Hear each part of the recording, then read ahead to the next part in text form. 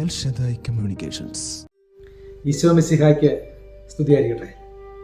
സ്നേഹമുള്ളവരെ, നമ്മൾ ഈശോയുടെ തിരുഹൃദയ തിരുനാൾ ഈ വെള്ളിയാഴ്ച ഘോഷിക്കുകയാണല്ലോ. ജൂൺ മാസം ഈശോയുടെ തിരുഹൃദയ മാസമായി നമ്മൾ ആചരിക്കുന്നു. ബൈബിളിൽ വിശുദ്ധ യോഹന്നാനാണ് ദൈവത്തിന് ഒരു നിർവചനം കൊടുക്കുന്നത്. യോഹന്നാൻ ശ്ലീഹായുടെ 1-ാമത്തെ ലേഖനം 4-ാം അധ്യായം. സാധിക്കുന്ന എല്ലാവരും ഇതൊന്ന് വായിക്കണം. ഈ ഭാഗം അവിടെ യോഹന്നാൻ ശ്ലീഹ പറഞ്ഞു വെക്കുന്നു, ദൈവം സ്നേഹമാകുന്നുവെന്ന്. ആരാണത് പറഞ്ഞത്? കർത്താവിന്റെ ഹൃദയത്തോട് ചാരിക്കിടന്നവനാണ്. അവന്റെ ഹൃദയത്തുടിപ്പ് കാതോർത്തവൻ. അവൻ തിരിച്ചറിഞ്ഞ് പറയുന്നു, ദൈവം സ്നേഹമാകുന്നുവെന്ന്. തിരുഹൃദയ തിരുനാളിന് ഒരുങ്ങുന്ന നമ്മൾ അനുഭവിച്ചറിഞ്ഞ് ഏറ്റുപറയണം, ദൈവം സ്നേഹമാകുന്നുവെന്ന്. God is love. തിരുഹൃദയ തിരുനാളിന് ഒരുങ്ങുന്ന നമ്മളിൽ പലർക്കും തിരുഹൃദയ ഭക്തിയെക്കുറിച്ച് ചില തെറ്റിദ്ധാരണകൾ ഉണ്ട് എന്നുള്ളതാണ്.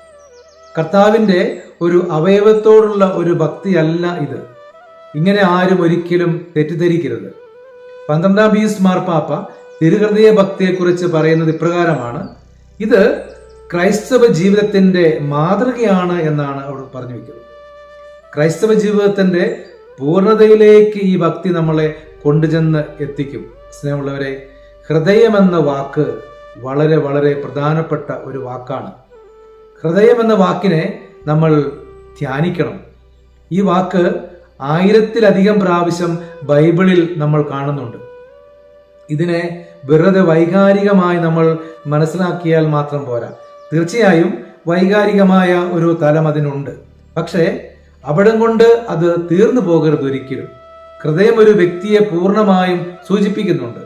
സങ്കീർത്തനങ്ങൾ വായിച്ചാൽ നമുക്ക് ഇത് മനസ്സിലാക്കുവാനായിട്ട് സാധിക്കും.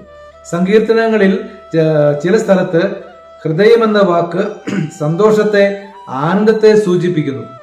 മറ്റു ചില സ്ഥലങ്ങളിൽ നെടുവീർപ്പിനെ അതുപോലെ വിലാപത്തെ, അനുതാപത്തെ ഒക്കെ സൂചിപ്പിക്കുന്നു.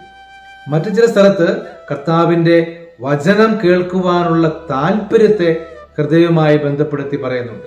അതായത് ഹൃദയം എന്നുള്ളത് കേവലം ശരീരത്തിലെ ഒരു ഭാഗം ആയിട്ടല്ല ബൈബിളിൽ അവതരിപ്പിക്കുന്നത്. നേരെ മറിച്ച് ഒരു വ്യക്തിയെ സൂചിപ്പിക്കുന്നു എന്നുള്ളതാണ്. വിശുദ്ധ മത്തായിയുടെ സുവിശേഷം 12-ാം അധ്യായം 34-ാം വാക്യം, ഹൃദയത്തിന്റെ നിറവിൽ നിന്നാണല്ലോ അധരം സംസാരിക്കുന്നത്. ഇവിടെ ഒരു വ്യക്തിയുടെ പൂർണ്ണതയെ സൂചിപ്പിക്കുന്നുണ്ട് ഹൃദയം. വിശുദ്ധ മത്തായിയുടെ സുവിശേഷം 15-ാം അധ്യായം 19-ാം തിരുവചനം ഇവിടെ നമ്മൾ കാണുന്നു, തിന്മ വസിക്കുന്നത് ഒരാളുടെ ഹൃദയത്തിലാണ് എന്ന് അവിടെ സൂചിപ്പിക്കുന്നുണ്ട്. ഹൃദയത്തിൽ നിന്ന് വരുന്നതാണ് ഒരുവനെ അശുദ്ധനാക്കുന്നത്. ഇവിടെയും ഹൃദയം ഒരു വ്യക്തിയെ തന്നെ സൂചിപ്പിക്കുകയാണ്. വിശുദ്ധ മത്തായിയുടെ സുവിശേഷം 6-ാം അധ്യായം 21-ാം വാക്യത്തില് ബൈബിളിൽ ഹൃദയം എന്ന വാക്കിനെ മനസ്സിലാക്കുന്നതിന്റെ ക്ലൈമാക്സ് ഇവിടെയാണ്.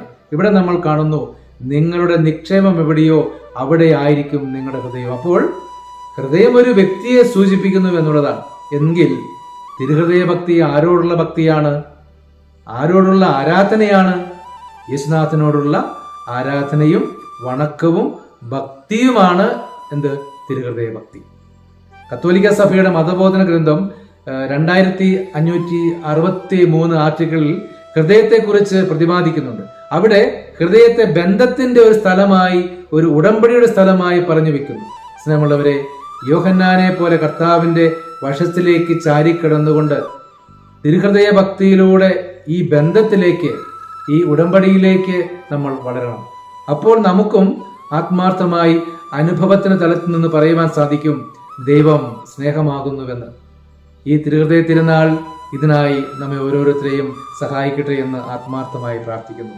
എല്ലാവർക്കും ഈശോയുടെ തിരുഹൃദയ തിരുനാളിന്റെ മംഗളങ്ങൾ ഏറെ സ്നേഹത്തോടെ പ്രാർത്ഥനാപൂർവം നേരുന്നു. നല്ല ദൈവം കൂടെ ഉണ്ടാകട്ടെ.